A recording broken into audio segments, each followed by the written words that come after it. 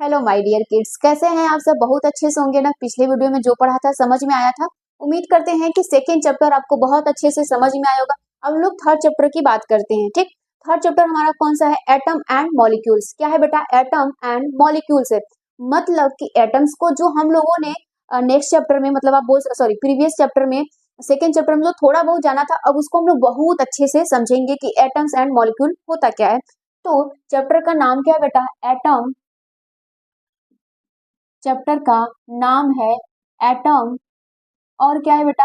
And molecule.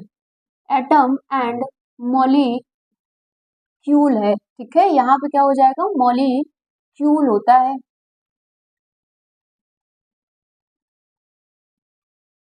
ठीक, कहीं कहीं पे मॉलिक्यूल्स भी लिखा रहेगा तो परेशान मत रहिएगा। ये हमारे चैप्टर का नाम है एटम एंड मॉलिक्यूल्स। क्या है बेटा? चैप्टर का नाम क्या है? चैप्टर का नाम है बेटा एटम एंड मॉलिक्यूल। ठीक है, अब जरा ध्यान से सुनिएगा कि ये एटम एंड मॉलिक्यूल क्या होते हैं। तो इससे पहले हम लोग चीजों को और अच्छे से समझेंगे कि इसमें टॉपिक टू बी कवर्ड कौन कौन से टॉपिक हैं जिनको हम लोग कवर करेंगे। अब देखो, आपके एनसीईआरटी आपके एनसीईआरटी के तरीके से बेटा हम नहीं चलेंगे, हम कुछ अलग तरीके से चलेंगे। एनसीईआरटी से जो बिल्कुल अलग होगा, लेकिन परेशान मत होना, हम उस चीज को सिखाएंगे जिसको सीखने के बाद आपको बहुत मजा आने वाला है। बस पेशेंस के साथ आपको पढ़ना है अच्छे से। तो कौन कौन से ऐसे टॉपिक हैं जिनको हम लोगों को कवर करना है, तो टॉपिक का नाम लिखते हैं। तो यहाँ पे कौन कौन से टॉपिक हैं जिनको हमको कवर करना है? तो topic to be topic to be covered. ठीक, ऐसे कौन कौन से टॉपिक हैं जिनको हम लोग कवर करेंगे इस पूरे चैप्टर में, तो लिखिएगा। चलो देखो बेटा, हमें कौन कौन से टॉपिक हैं जिनको कवर करना है। अगर मैं एनसीईआरटी की बात करूं बेटा जी, आपके पास एनसीईआरटी होगा तो आप यहाँ से पढ़ना शुरू करते हो, है ना। आपको पहले क्या मिल जाता है? लॉ ऑफ केमिकल कॉम्बिनेशन, यहाँ से पढ़ना शुरू करते हो। लेकिन हम एनसीईआरटी के अकॉर्डिंग नहीं चलेंगे, हम आपको वो सिखाएंगे जो आपके लिए पहले जानना जरूरी है। बेटा जब आप ये सब नहीं जानोगे तो केमिकल कॉम्बिनेशन कैसे समझ पाओगे? तो सबसे पहले हम लोग पढ़ेंगे introduction to atom and molecule. सबसे पहले हम लोग पढ़ेंगे कि एटम और मॉलिक्यूल क्या होता है, उसका बेसिक इंट्रोडक्शन करेंगे। फिर उसके बाद रिलेशन बिटवीन, रिलेशंस को देखेंगे कि molecules, atom sorry element and compound. देखो ये हम लोग बेसिक चीजें समझ चुके हैं, हमें नहीं लगता कि इसमें बहुत ज्यादा हम लोगों को फोकस करना पड़ेगा या बहुत मेहनत लगेगी।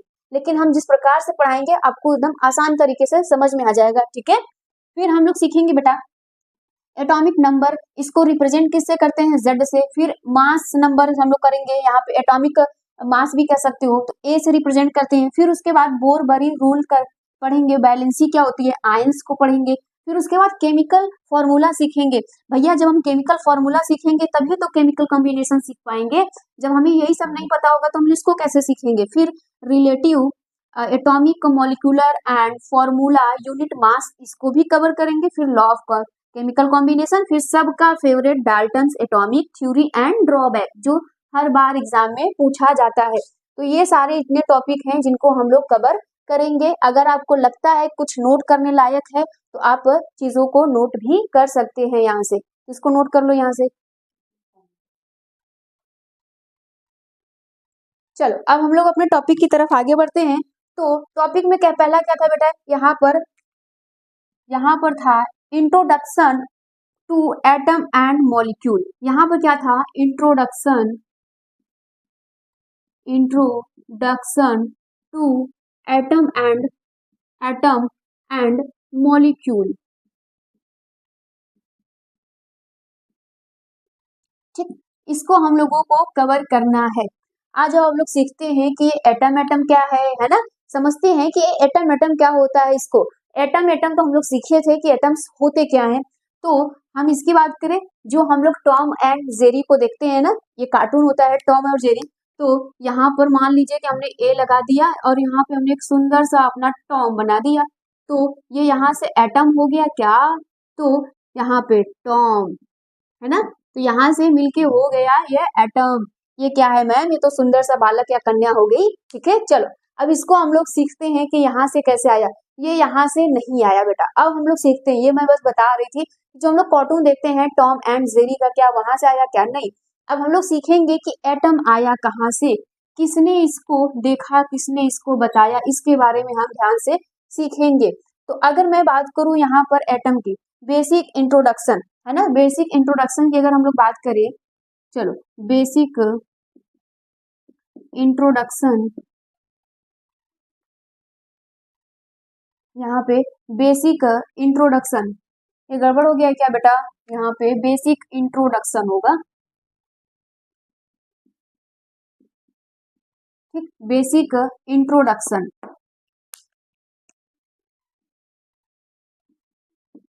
बेसिक इंट्रोडक्शन ऑफ एटम, या फिर टू कर सकते हो, बेसिक इंट्रोडक्शन टू एटम। चलो देखते हैं कि इस बेसिक इंट्रोडक्शन में ये होता क्या है। अगर मैं यहाँ पे बोलूं तो आप जानते हो कि बेसिक इंट्रोडक्शन क्या होता है, हम लोग शुरू से में ही सीख चुके हैं कि जो एटम होता है, ये वर्ड्स को किसने क्वाइंट किया था बेटा, एटम्स की बात कर रहे हैं हम लोग। एटम्स जो वर्ड है वो किसने क्वाइंट किया था, डाल्टन ने किया था। किसने किया था, जॉन डाल्टन ने। तो यहाँ पर क्या लिखेंगे, the words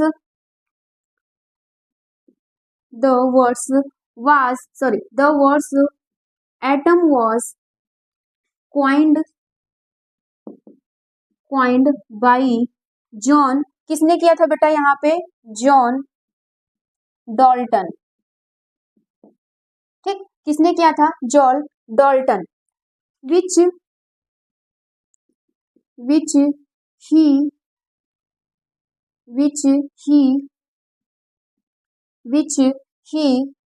derived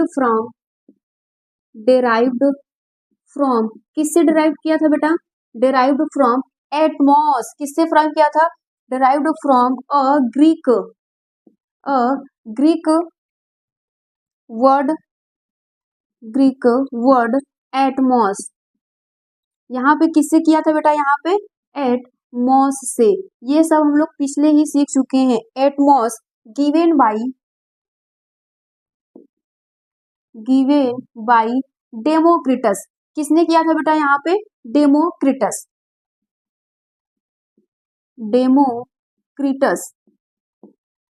in 400 BC।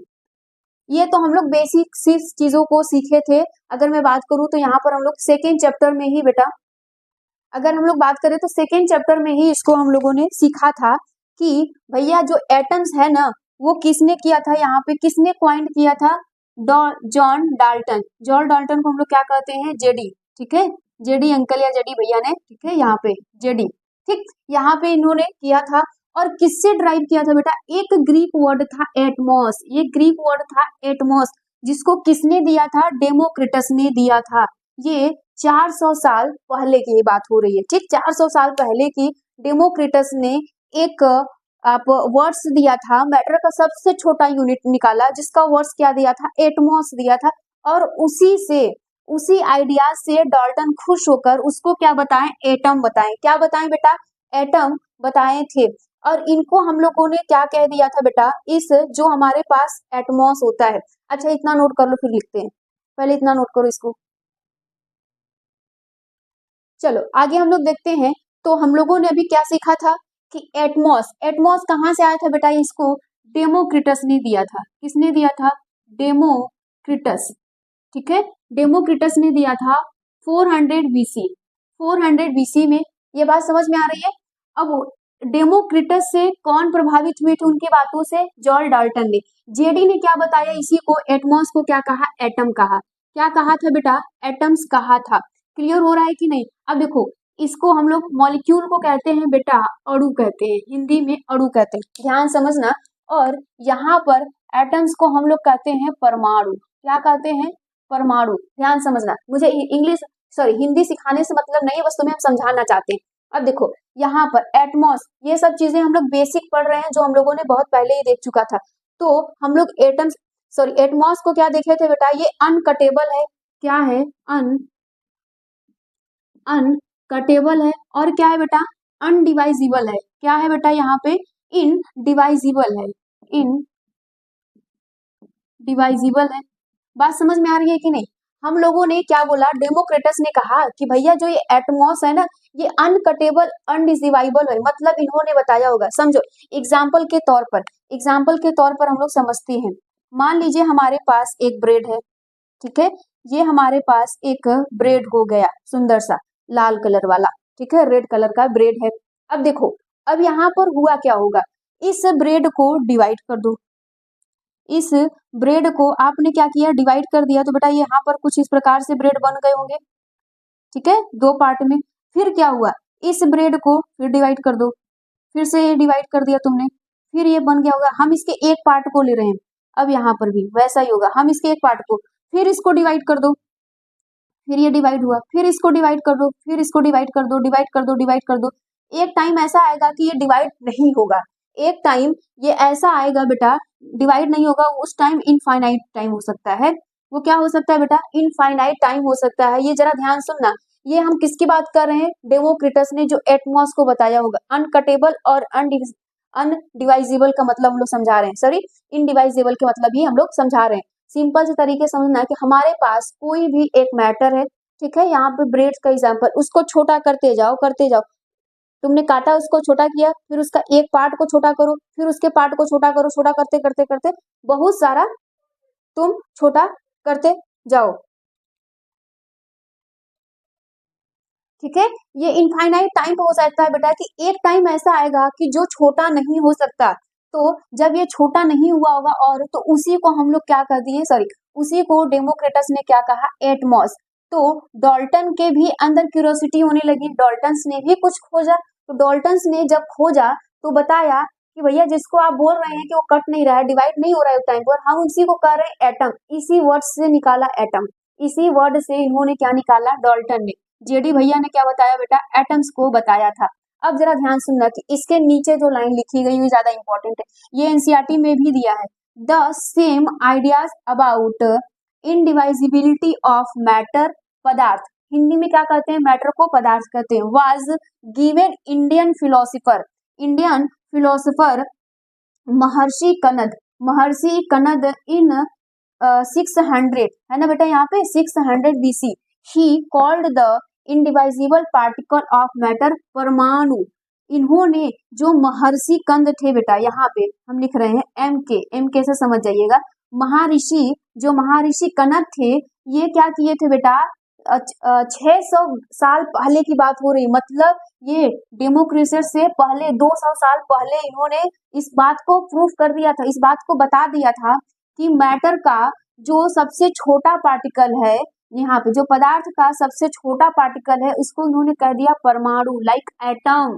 इसी को तो इंग्लिश में हम लोग क्या कहते हैं, एटम कहते हैं ना। अभी हिंदी में क्या बताएं, एटम को परमाणु कहते हैं। तो महर्षि कनद ने क्या बताया था कि पदार्थ का एक छोटा सा जो पार्ट होता है वो किनसे मिलके बना है बेटा, परमाणुओं से मिलकर बना है। ये कितने साल, ये डेमोक्रिटस से 200 साल पहले ये प्रूफ कर चुके थे, बता चुके थे। लेकिन भैया जी हुआ क्या, यहाँ पे ध्यान सुनना, यहाँ पे हुआ क्या, वहां पे कोई साइंटिफिक चीजें हम लोगों के पास नहीं थी, है ना, तो उसको प्रूफ नहीं कर पाए, बता तो दिया था, लेकिन हम लोगों के पास क्या था उस समय जमाने में बेटा, कोई भी साइंटिफिक चीजें नहीं थी जिससे हम लोग पता कर सके कि सही बात है, आपने जो कहा वो सही है। ये इंडियन फिलोसोफर है, इसका मतलब है कि इंडियन जो हमारे महर्षि थे वो बड़े ज्ञाता थे।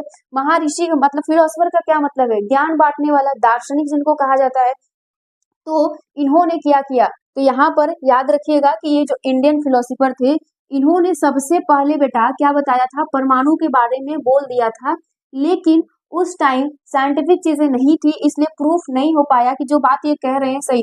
फिर उसके क्या हुआ बेटा, यहाँ पर 400 साल बाद डेमोक्रिटस आए और उसी परमाणु को क्या बोला, एटमॉस बोला। फिर क्या आए, डाल्टन आए, डाल्टन ने क्या बोल दिया, एटम्स बोल दिया। डाल्टन ने क्या बोल दिया बेटा, एटम्स ने एटम बोल दिया। अब देखो इन लोगों ने बोला कि यहाँ पर इसको हम लोग डिवाइड नहीं कर सकते, लेकिन अगर हम लोग मॉडर्न पढ़े, मॉडर्न थ्योरी को जब हम लोग अपने देखेंगे तो वहां पे कुछ बातें अलग लिखी होती है। जो मॉडर्न डिफिनीशन होता है बेटा, वो यही बोलता है कि जो smallest particle of any substance है दैट मे और मे नॉट बी, यहाँ पर क्या होगा, कैपेबल इंडिपेंडेंट, मतलब कि यहाँ पर वो इन लोगों ने कहा कि ये अकेला स्वतंत्र अवस्था में नहीं रह सकता। ये तो हम लोग एटम्स के बारे में जाने हैं, लेकिन जब मॉडर्न थ्योरी आई, मॉडर्न जब डिफिनीशन आया, तो ये रह भी सकता है और नहीं भी रह सकता है, मतलब स्वतंत्र अवस्था में रह भी सकता है और स्वतंत्र अवस्था में नहीं भी रह सकता है। ये मॉडर्न थ्योरी थी किसकी? एटम्स की। अब बात कंफर्म हो गई। पहली बात समझो कि एटम्स कहाँ से आया था। एटम्स कहाँ से निकला है बेटा? महर्षि कनद ने उसी एटम्स को परमाणु कहा 600 साल पहले। फिर 400 साल बाद डेमोक्रिटस, ये एक ग्रीक फिलोसोफर है। ये कौन है बेटा? एक ग्रीक फिलोसोफर है। ये एक ग्रीक फिलोसोफर है। ठीक, ग्रीक फिलोसोफर है। और यहाँ पे महर्षि कनद क्या है? इंडियन फिलोसोफर है। तो इंडियन फिलोसोफर के बाद कौन आए? ग्रीक फिलोसोफर आए। ग्रीक फिलोसोफर ने क्या कहा बेटा? एटमॉस कहा। फिर उसके बाद कौन आए? जेडी अंकल आए। जेडी अंकल ने क्या बताया भैया? John Dalton. ठीक, वो क्या बताए थे? यहाँ पे एटम बताए हैं। इतनी कहानी अब समझ में आ रही होगी, तो नोट कर लीजिए। अब आगे की चीजों को हम लोग और कवर करते हैं।